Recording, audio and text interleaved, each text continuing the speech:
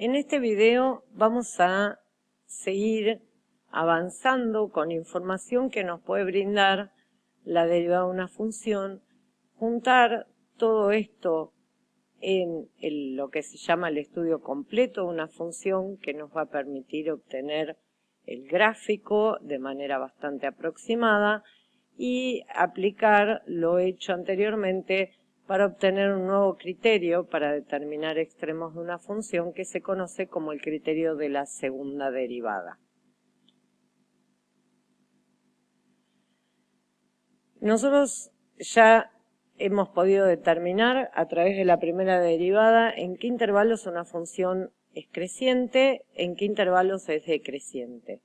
Ahora, cuando uno hace un trazo de una función creciente, lo puede hacer de esta manera y también lo puede hacer de esta manera. En ambos casos es el trazo de una función creciente. De la misma manera con la función decreciente.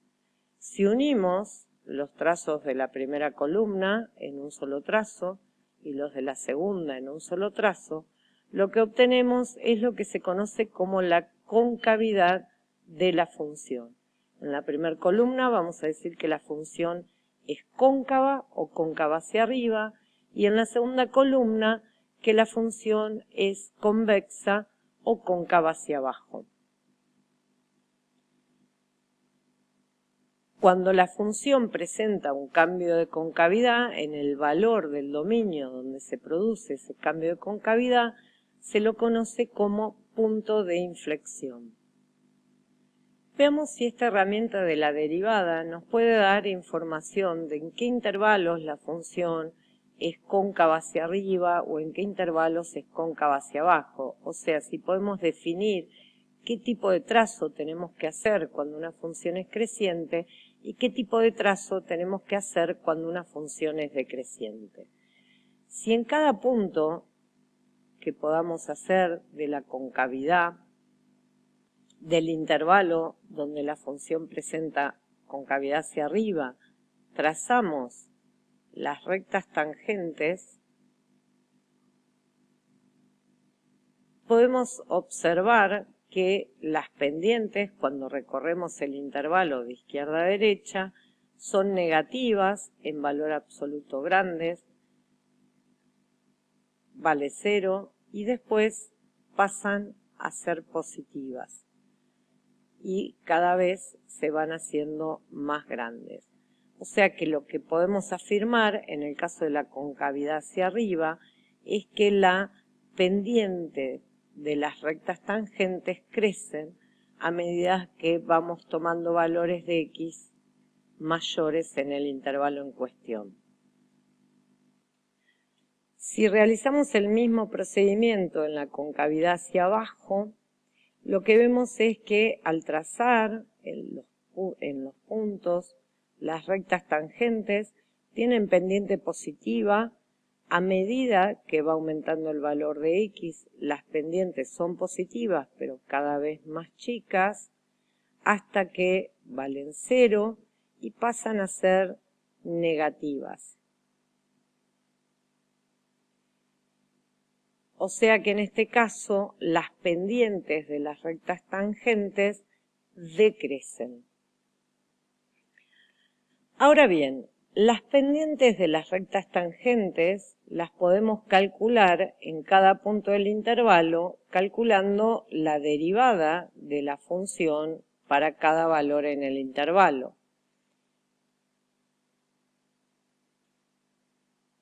O sea que lo que estamos sacando es que si la función es cóncava hacia arriba en un intervalo, su función derivada crece en ese intervalo. Y si la función es cóncava hacia abajo en el intervalo, su función derivada decrece en el intervalo.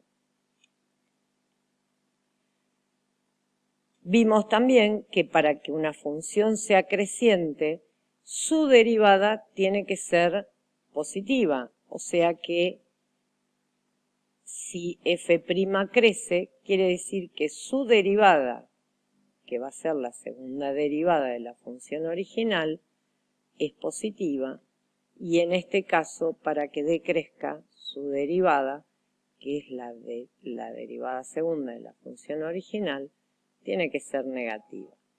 Con esta deducción, así se puede demostrar bien que si la segunda derivada es positiva, la función es cóncava hacia arriba en el intervalo, y si la segunda derivada es negativa, la función es cóncava hacia abajo en el intervalo.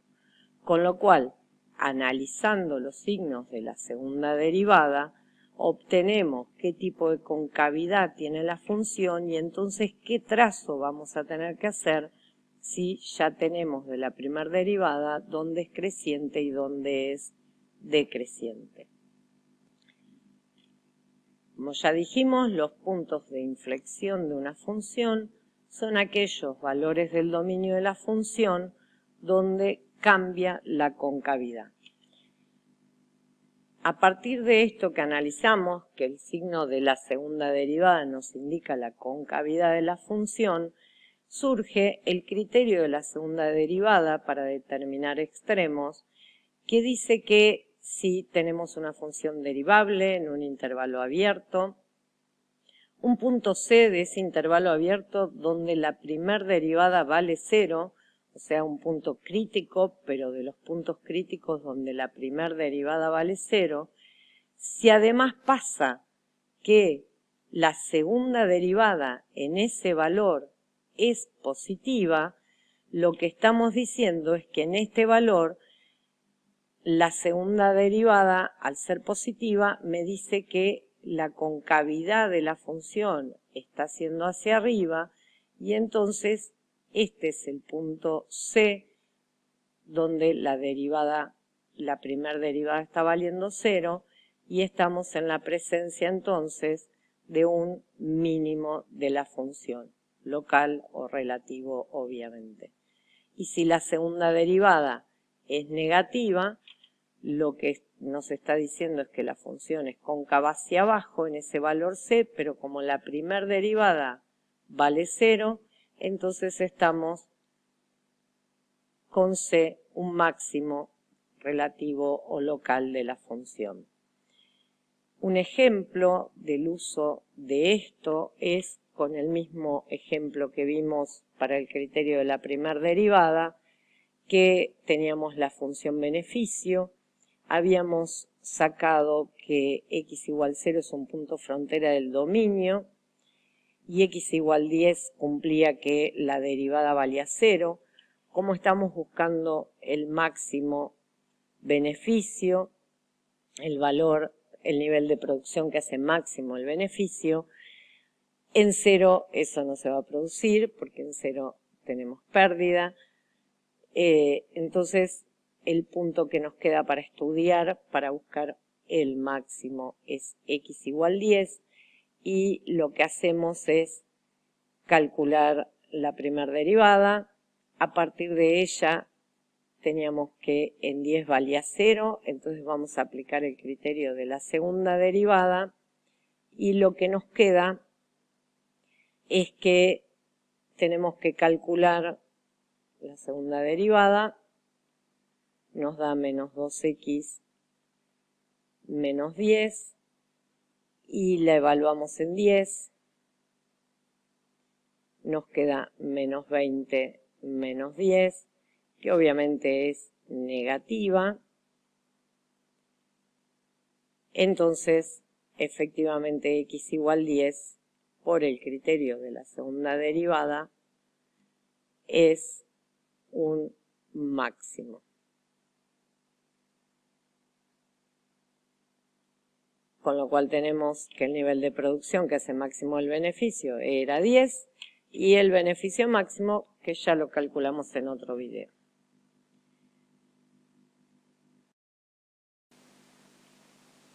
Realizar lo que se conoce el estudio como estudio completo de una función a partir de su fórmula es ir obteniendo información desde la fórmula de la función para poder ir ajustando el gráfico de la misma. Desde la fórmula de la función podemos obtener el dominio, que ya vimos que son los valores del eje de las abscisas, del eje X, en los cuales va a haber imagen de la función, voy a tener gráfica. Las raíces, que son los valores donde la función va a cortar, el gráfico de la función va a cortar al eje de las abscisas. Los conjuntos de positividad y negatividad, que nos van a indicar para qué valores del eje X en la gráfica de la función va a estar por encima del eje X y para qué valores va a estar por debajo. Y el punto B, que era buscar las asíntotas o los límites al infinito para ver su comportamiento final. Eso en cuanto a la fórmula de la función. Podemos analizar también la continuidad para saber en qué zonas vamos a estar trazando la gráfica sin levantar el lápiz del papel. En una segunda instancia podemos obtener información de la primer derivada, según lo que estuvimos estudiando. Si sacamos el dominio y las raíces de la primer derivada, nos van a mostrar los puntos críticos de la función. Al buscar el conjunto de positividad y negatividad de esta primer derivada, nos va a dar información sobre en qué intervalos la función crece y en qué intervalos la función decrece. Y con esta información de los puntos críticos y los intervalos de crecimiento y decrecimiento, vamos a poder determinar dónde tiene extremos la función y qué tipo de extremo tiene. Con la segunda derivada, además, sacando dominios y raíces y buscando sus intervalos de positividad y negatividad, lo que vamos a obtener es los intervalos de concavidad de la función que junto con la información del crecimiento y decrecimiento van a terminar de precisar un poco mejor la gráfica de la función. Vamos a hacer un ejemplo analizando estos tres bloques para una función. Tenemos la función x por la raíz quinta de 1 menos x al cuadrado. Si vemos qué podemos obtener de información desde la fórmula de la función, buscamos el dominio de la función, que en este caso, como la raíz es de índice impar, no hay problemas para calcular, así que el dominio son todos los números reales.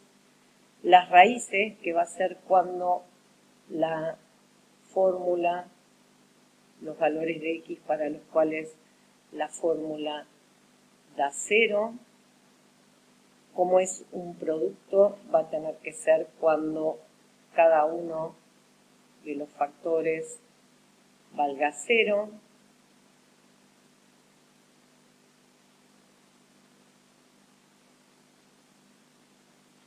Entonces tenemos que un valor es x igual 0 y el otro es cuando esta cuenta nos dé 0, que es cuando 1 menos x de 0, o sea que x sea igual a 1. Ahí tenemos los dos ceros o raíces. Vamos con los conjuntos de positividad y negatividad de esta función. Trazamos la recta real, marcamos los ceros que nos quedaron. En este caso no tenemos que marcar puntos donde la función no esté definida. Elegimos un valor en cada subintervalo que nos quedó y calculamos la imagen de f en esos subintervalos. No nos interesa exactamente la imagen, sino el signo que tenga. En el primer caso nos queda menos 1 por la raíz cuadrada de 2 al cuadrado. La raíz cuadrada no, perdón, la raíz quinta de 2 al cuadrado. Y esta cuenta nos queda negativa. En el segundo caso, cuando ponemos un medio, nos da que queda un medio por la raíz quinta de 1 menos un medio, que es un medio al cuadrado un cuarto. Esto de nuevo no, esto es positivo. Y en 2 nos queda 2 por la raíz quinta de 1 menos x al cuadrado, menos 2 al cuadrado, que nos queda de nuevo positiva, ¿sí? Igual podríamos habernos dado cuenta que este factor es siempre mayor o igual que 0, con lo cual el que va a definir el signo es X. Entonces para los menores es negativa, para los mayores es positiva. Con lo cual tenemos entonces que el conjunto de positividad en la función es de 0 a 1, unión de 1 a más infinito, y el conjunto de negatividad es de menos infinito a 0. Si eso, lo último que nos queda calcular son las asíntotas. Asíntotas verticales no presenta, la función es continua en todo su dominio, así que tendremos que ver si hay horizontales u oblicuas. Vamos a calcular m. En principio no especificamos si es más o menos infinito, después según la cuenta, vamos a ver si lo tenemos que separar, era la función sobre x lo simplificamos, y sea que x tienda a más infinito o a menos infinito, esta expresión del radicando va a tender a más infinito, con lo cual la raíz quinta también va a ser más infinito, y esto nos da más infinito, con lo cual no hay asíntota no vertical. Entonces lo que nos quedaría así es analizar, ahora sí, cuando x tiende a más infinito, el límite de la función. Cuando x tiende a más infinito, este factor tiende a más infinito, y este factor, como la base es un cuadrado, el radicando es un cuadrado, siempre va a tender a más infinito. La raíz quinta de números grandes y positivos siguen siendo grandes y positivos, y entonces este producto tiende a más infinito. Y cuando x tiende a menos infinito, la función, este factor sigue siendo siempre positivo y se hace tan grande como uno quiera, y este tiende a menos infinito, con lo cual el producto de números grandes negativos por números grandes positivos nos van a quedar números grandes en valor absoluto pero negativos. Si registramos esta información que obtuvimos en un sistema de ejes cartesianos, nos queda así. Como el dominio eran todos los reales, no tenemos nada que señalar en principio que el gráfico no pueda tomar. Después nos dio que en 0 y en 1 vale 0 la función, o sea que el punto 0, 0 va a estar en el gráfico de la función, y el punto 1, 0 también. La función va a cortar al eje en esos dos valores, y nos queda que de menos infinito a 0 la función es negativa, o sea que el gráfico lo vamos a tener en este sector, con lo cual acá no vamos a tener gráfico de la función. Entre 0 y 1 es positiva, o sea que lo vamos a tener por encima del eje, entonces acá no vamos a tener gráfico de la función. Y de 1 a más infinito también es positiva, sigue quedando por encima del eje, o sea que en este sector tampoco tenemos gráfico de la función. No hay asíntotas no verticales, y lo que obtuvimos es que cuando x tiende a más infinito, la función se hace tan grande como uno quiera, o sea, va a ir para allá.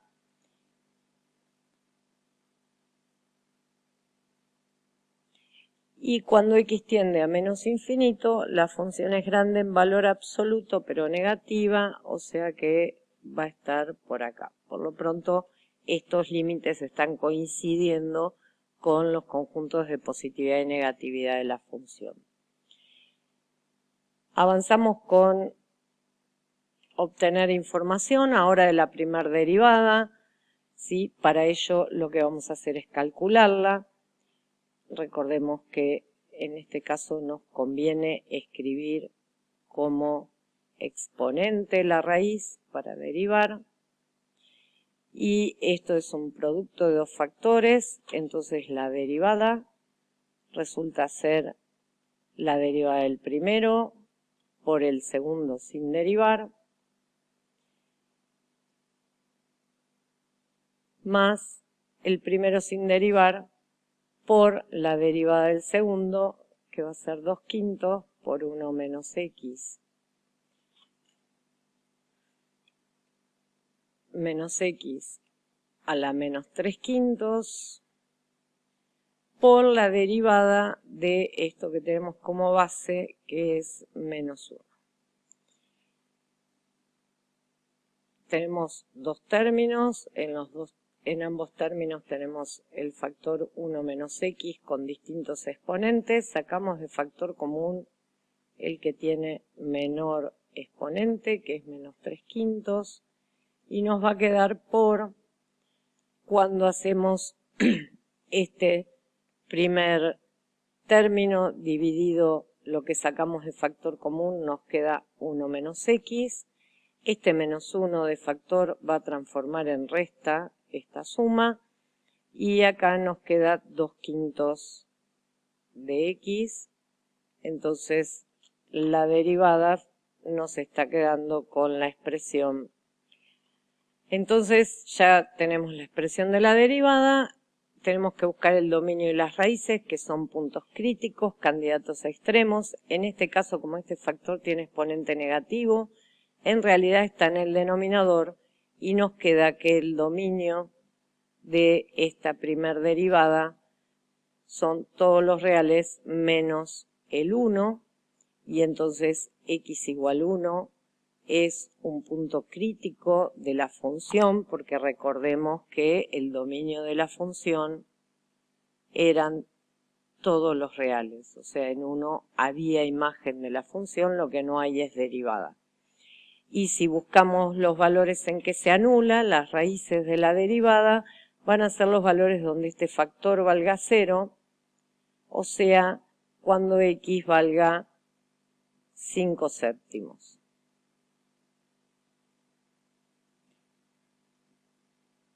Y este va a ser otro punto crítico de la función. Lo que tenemos que hacer ahora es analizar los signos de esta derivada, determinando en la recta numérica los intervalos que nos queda a partir de los puntos críticos, que era 5/7 y 1. En los subintervalos elegimos valores, calculamos la derivada en cada uno de esos valores. En el primer caso nos va a quedar 1 por 1, que obviamente es positiva. Entonces, en este primer intervalo tenemos la derivada positiva. En 5/7 la derivada daba 0. En 6/7 nos queda 1 menos 6/7, es 1/7 elevado a la menos 3/5 por, y acá cuando ponemos 6/7 nos queda 1 menos 6/5, que va a quedar menos 1/5, y entonces en este caso la derivada nos está quedando negativa.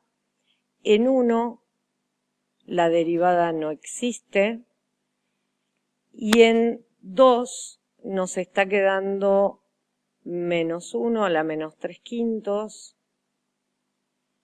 por, cuando pongo 2 queda 14/5, 1 menos 14/5, no sé cuánto es, pero seguro que es negativo. Entonces nos queda negativo por negativo, positiva la derivada en este último intervalo.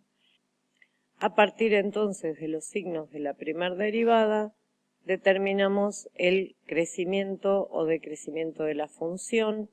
Como en este intervalo la primera derivada es positiva, la función va a ser creciente. En este intervalo la primera derivada es negativa, la función va a ser decreciente. Y en este intervalo la derivada es positiva, la función va a ser creciente. como en 5 séptimos, que era un punto crítico de la función, para los valores menores la función crece y para los mayores decrece, estamos en presencia de un máximo, y en 1 estamos en presencia de un mínimo. En el gráfico vamos a tener que señalar estos valores, entonces vamos a tener que marcar el punto que en X vale 5 séptimos y en Y va a ser la imagen de 5 séptimos que da aproximadamente 0,4 y 5 séptimos es aproximadamente 0,7. Entonces en el gráfico vamos a tener que marcar el punto 0,704 y en el caso de 1 da 0 la imagen. Entonces si registramos esto en el gráfico que teníamos hecho antes, marcamos los puntos, el 0,704 que va a estar más o menos por acá y acá. Este es el que dijimos que era el máximo local. Y en 1, que ya lo teníamos marcado porque era un 0. Y lo que sabemos es que antes de este valor máximo la función viene siempre creciente. Hasta ahí. Ahí empieza a decrecer. Y luego vuelve a crecer. Lo que nos queda es determinar si la forma de estos crecimiento y decrecimiento, si es cóncava hacia abajo o cóncava hacia arriba, y eso lo hacemos con el estudio de la segunda derivada. Vamos a la parte entonces de obtener información de la segunda derivada, dominio, raíces y demás, para sacar la concavidad de la función. La primera derivada nos había quedado de esta manera. La segunda derivada tenemos que derivar a la primera, que nuevamente es un producto de 2 factores y usamos la regla del producto, que nos queda la derivada del primer factor por el segundo factor sin derivar, más ahora el primer factor sin derivar por la derivada del segundo factor. Ahora este menos 1 de factor acá, con este menos que está acá, se va a transformar en una suma, y este menos 7 quintos va a hacer que esta suma se transforme en resta, y nos está quedando la siguiente expresión. En esta expresión nuevamente tenemos 2 términos. En ambos términos tenemos el factor 1 menos x elevado a distintos exponentes. Podemos sacar de factor común el que tiene el menor exponente, que es menos 8 quintos. Y también podemos sacar un quinto de factor común. Entonces nos queda un quinto por 1 menos x a la menos 8 quintos por, del primer término nos queda 3. Esto lo sacamos de factor común. 1 menos 7 quintos por x, menos, y del segundo término nos queda 7 por, y cuando hacemos este factor dividido este factor, nos queda 1 menos x. Ahora lo que nos queda es distribuir acá dentro del corchete y hacer las cuentas con los términos que nos queden con x y los que nos queden constantes. Con lo que la expresión de la segunda derivada nos queda de esta manera. Nuevamente, como el exponente es negativo, el dominio de la segunda derivada van a ser todos los reales menos el 1.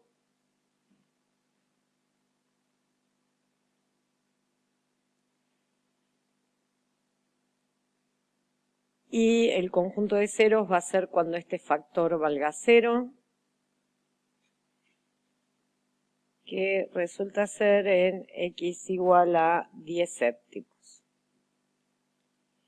Analizando los signos de esta segunda derivada, observemos que este factor, como el exponente es menos 8/5, en realidad está elevado a la octava, con lo cual este factor siempre va a ser positivo. Este número es positivo, o sea, el que va a decidir el signo es menos 4 más 14/5 de x, que es una función lineal. Tenemos el 1 por acá, tenemos el 10/7 por acá. Este es el valor donde la función lineal vale 0, y como la pendiente es positiva, su gráfico va a ser de esta manera, con lo cual resulta que la segunda derivada acá es negativa, acá no existe, acá también es negativa, acá vale 0 y acá es positiva. Y la función resulta cóncava hacia abajo, sigue siendo cóncava hacia abajo y después nos queda cóncava hacia arriba. Esta información volcada en el gráfico, tengamos en cuenta que x igual a 10/7 nos da un punto de inflexión, entonces tendríamos que calcular la imagen por f de 10/7, que nos va a dar aproximadamente igual. Esto nos está dando aproximadamente 1,01 y 10/7 es aproximadamente 1,4. Lo que nos resta ahora es volcar esta información que acabamos de obtener en el gráfico que estábamos construyendo. Esto era lo que veníamos señalando en el gráfico. Y lo que tenemos ahora es que en esta zona, que sabemos que es creciente, hasta este valor es creciente, y tenemos que la función es cóncava hacia abajo, o sea que nuestro trazo va a ser más o menos así, ¿sí? Y después la tenemos decreciente, pero sigue siendo cóncava hacia abajo hasta este valor, que es el punto de inflexión, que vamos a marcarlo en el 1,4 y 0,101, o sea, está por acá. Entonces, sigue siendo cóncava hacia abajo. Hasta el 1 sigue siendo cóncava hacia abajo.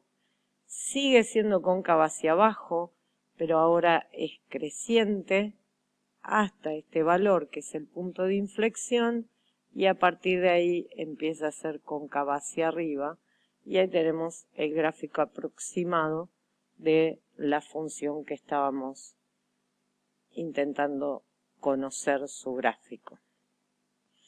En particular elegí este ejemplo porque era un ejemplo que veníamos desarrollando desde antes, y aparecía también este tema del punto donde no hay derivada y sí hay función, ¿sí?